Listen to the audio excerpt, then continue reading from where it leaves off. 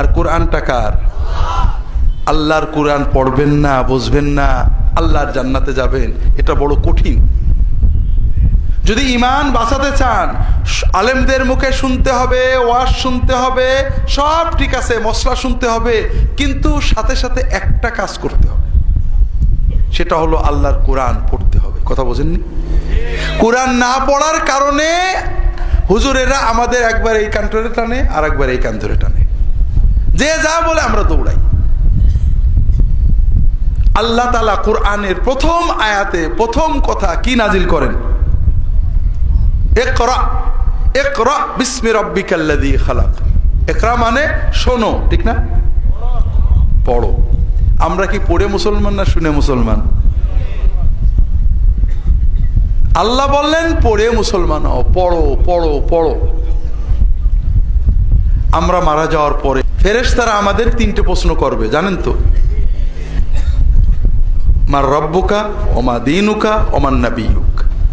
তোমার রব কে, তোমার দিন কি, তোমার নবী কে? যে প্রশ্নের উত্তর দিতে পারবে না সে বলবে হা হা লা আদরি সামাতুন নাস ইয়াকুলুনা শাইয়ান ফাকুলতু। হাই হাই, আমি তো জানি না, আমি মানুষদেরকে শুনতাম কি জন্য বলতো, আমিও শুনে শুনে বলতাম, কিন্তু এখন তো মনে পড়ছে না। এই লোক শোনাউল্লাহ না পড়াউল্লাহ? শোনাউল্লাহ না পড়াউল্লাহ? আর যে পাশ করবে তাকে ফেরেশতারা 4 নম্বর প্রশ্ন করবে। খুব খেয়াল করেন, কিন্তু প্রশ্ন কিন্তু 3টে না 4টে। চতুর্থ প্রশ্ন তারা করবেন, ওমা ইউদরিক বিমা দারাইতা। তুমি যে এই 3টে প্রশ্নের উত্তর সঠিক সঠিক বলে দিলে, কিভাবে জানলে, কোথা থেকে শিখলে?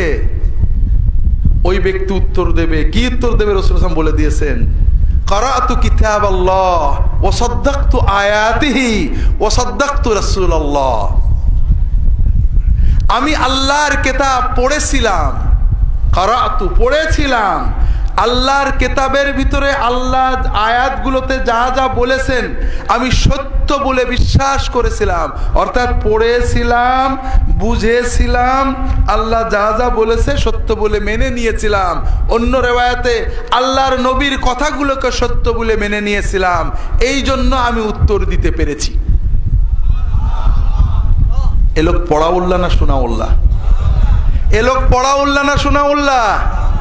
তো ভাই কোন দলে যাবেন জানি না, আমার বড় ভয় হয়। শুধু শোনাউল্লাহ হয়ে ভাইয়েরা নাজাত পাওয়া যাবে কিনা আল্লাহই ভালো জানেন। আল্লাহ আপনার অন্তর জানেন, চেষ্টা জানেন, সাধ্য জানেন। আপনি সাধ্য মতো চেষ্টা করলে আল্লাহর কাছে পেয়ে যাবেন। কিন্তু যদি আল্লাহ দেখেন যে আমার বান্দা অবহেলা করে, তাহলে কি করবেন?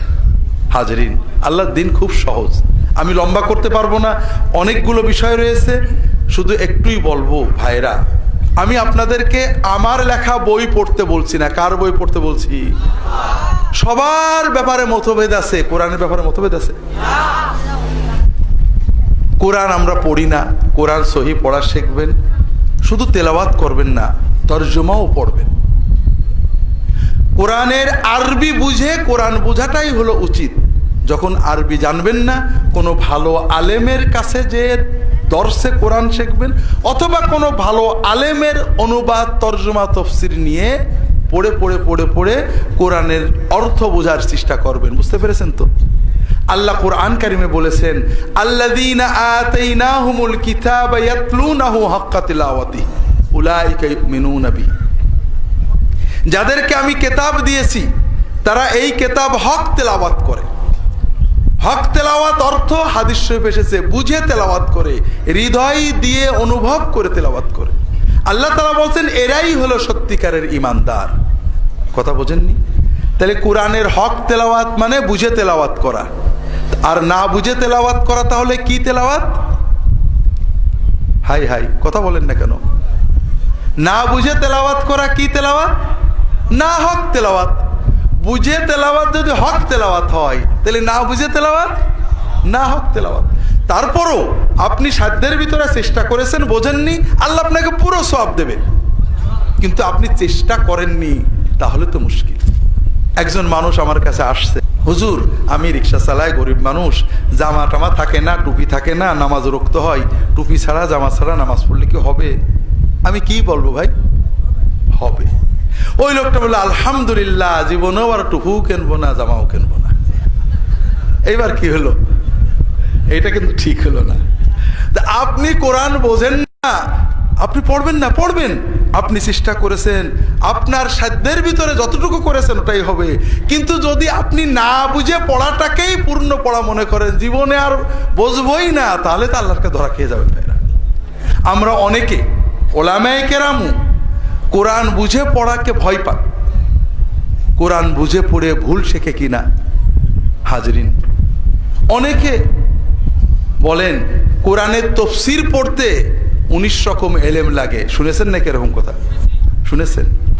তাহলে ভাইরা যেটা বলছিলাম, ভাইরা কোরআনের তফসির পড়তে 19 রকম এলেম লাগে, তাহলে কোনো বই পড়া যায় না। হাদিস মুহাদ্দিস হতে 17 রকম এলেম লাগে, ফকিহ হতে 30 রকম এলেম লাগে, ওয়াইজ সুফি হতে পীর হতে 30 রকম এলেম লাগে। তাহলে আপনারা ইহয়া উলুমুদ্দিনের তরজমা পড়তে পারবেন না, বেহেশতি জওহরও পড়তে পারবেন না, হারাম। ফাজাইলে আমল পড়তে পারবেন না, হারাম। মুনতাকাবুল হাদিস পড়তে পারবেন না, হারাম। রিয়াদুস সালেহিন পড়তে পারবেন না, হারাম।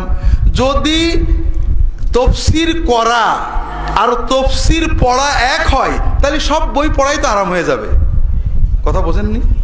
তফসির করার জন্য এলেম লাগে, মুহাদ্দিস হওয়ার জন্য এলেম লাগে, ফকিহ হওয়ার জন্য এলেম লাগে, সুফি হওয়ার জন্য এলেম লাগে।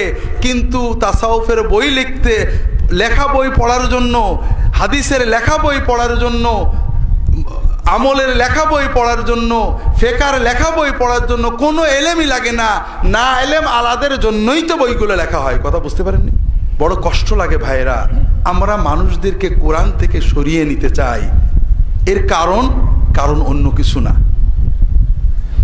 যখন কেউ কোরআন পড়ে তখন আলেমদেরকে নানা রকম প্রশ্ন করে। আমাদের সমাজে আলেম ওলামারা নির্যাতিত, নিপীড়িত, নিগৃহীত, বঞ্চিত। গরিব মানুষ বেতন পায় 5,000 টাকা, ইমামতি করে, গায়েল শোনে, সব জায়গায় বই পড়ার সুযোগ পান না, গবেষণার সুযোগ পান না। যদি মুসল্লি এসে উল্টো পাল্টা প্রশ্ন করে, উনি পড়বেন কোথায়? বকা দিয়ে দেন, কেন এইসব পড়ো, তুমি কি সব নাসেক মানসুক জানো নাকি? কথা বুঝতে পেরেছেন? ওলামায়ে কেরাম অনুরোধ করব, এটা 100 বার ঠিক, ওলামায়ে কেরাম মাজলুম, কিন্তু তাই বলে আপনার দ্বারা যেন দিনের ক্ষতি না হয়। আপনি উত্তর দিতে না পারলে বলবেন যে ভাই ঠিক আছে, আপনি কোরআনের তরজমা পড়েছেন ভালো, এর উত্তরটা আমি আমার উস্তাদদের আলেমদের থেকে জেনে আপনাকে পরে জানাবো। অথবা বলেন অমুক আলেমের কাছে যান। মানুষদেরকে কোরআন পড়তে, কোরআন বুঝতে আপনি বাধা দেবেন না ভাইরা। উলামায়ে কেরামের কাছে যেতে হবে, কিন্তু এই লক্ষ লক্ষ মানুষ কেন গোমরা হয়ে যাচ্ছে? আমার বড় ভয় লাগে। আমাকে অনেকে বলেন হুজুর কোরআন পড়ে গোমরা হয়ে যাবে, নাউজুবিল্লাহ। এই যে সমাজের লক্ষ লক্ষ মানুষ শিরকে ডুবে আছে, বিদআতে ডুবে আছে, পাপে ডুবে আছে, বেপরদা চলছে, জেনা ব্যভিচার করছে, মদ খাচ্ছে, সুদ খাচ্ছে, কবরে সেজদা করছে, পীরের সেজদা করছে, দ্বীনের নামে শিরিক কুফর করছে। এরা কোরআন পড়ে করছে না না পড়ে করছে? ভাইরা, কোরআন পড়ে কেউ এইসব করে না। কোরআন পড়ে খুব কম লোকই ভুলভাল করে, অধিকাংশ মানুষই ভালো হয়ে যায়। কথা বলেন না? এখন কেউ যদি বলে মাদ্রাসায় পড়ে অমুক লোক চোর হয়েছে, 100 জনের ভিতর 2 জন লোক খারাপ হয়েছে, কাজেই মাদ্রাসায় পড়া যাবে না, কথা কি ঠিক হবে ভাইরা? কেউ যদি বলে দাড়ি রেখে অমুক লোক অন্যায় কাজ করেছে, কাজে দাড়ি মানি রাখা যাবে না, এটা কি ঠিক হবে ভাইরা? না। কাজেই আমার অনুরোধ হলো, ভাইরা যদি সত্যিকারের ঈমান বাঁচাতে চান, ঈমান নিয়ে জান্নাতে যেতে চান, আল্লাহর ওলি হয়ে জান্নাতে যেতে চান, সব কথা বলবো। প্রথমে যে কথা হয়তো শেষে বলা হবে না, ভুলে যাব। আল্লাহর হস্তে নিজের ঈমান নিজে বাঁচাতে হবে ভাইরা। নিজে কোরআন পড়ুন, সহি তেলাওয়াত শিখুন, কোরআনের তরজমা পড়ুন। না পড়তে পারলে যদি আপনারা নিরক্ষর হন, মসজিদের ইমাম সাহেবকে মাসে 200 টাকা, 300 টাকা, 500 টাকা দেবেন, যে সপ্তাহে অন্তত 1 দিন 2 দিন অথবা প্রতিদিন ইশার পরে, মাগরিবের পরে, জোহরের পরে, ফজরের পরে 10 মিনিট, 15 মিনিট, 20 মিনিট মাআরিফুল কোরআন, তাফসিরে তাওজিহুল কোরআন, কোনো ভালো আলেমের লেখা তফসির, তুমি শুধু কোরআনের আয়াত পড়বে আর তফসিরটা পড়বে, নিজের থেকে কিছু বলবে না।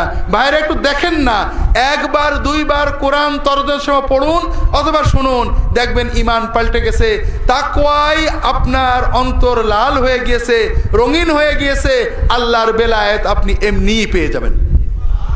আল্লাহ রাসূল সাল্লাল্লাহু আলাইহি ওয়াসাল্লাম বলছেন, ইন্না হাযাল কুরআন শাফিউন মুশাফফা ওয়া মাহিলুন মুসাদ্দাক ফামান জাআলাহু আমামাহু কাদাহু ইলাল জান্নাহ ওয়া মান জাআলাহু খালফাহু কাদাহু ইলান নার আও কামা ক্বালা সাল্লাল্লাহু আলাইহি ওয়াসাল্লাম।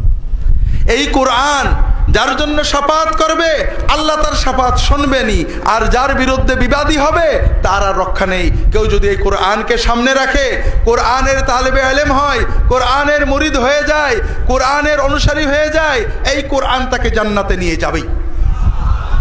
আর কেউ যদি কোরআনকে পিছনে ফেলে রাখে, কোরআনকে মটকাই তুলে রাখে, কোরআনকে সামনে না রাখে, এই কোরআনের সাথে যদি বেয়াদবি করে, কোরআন তার বিরুদ্ধে গেলে তার আর বাঁচার উপায় থাকবে না। তো ভাইয়েরা, আমরা অনেক সময় বলি যে আমি অমুক হুজুরের মুরিদ, আমার হুজুর যদি জান্নাতে যায় আমিও যাব, এরকম বলে নাকি? হলে, তাই না? আমি একবার এক ওয়াজের মাহফিল, এরকম একটা বড় ওয়াজ মাহফিলে, কোথায় জন্য চট্টগ্রাম না কোথায়, এরকম বলছে আমাদের দাদা হুজুর যদি জান্নাতে আমিও যাবো।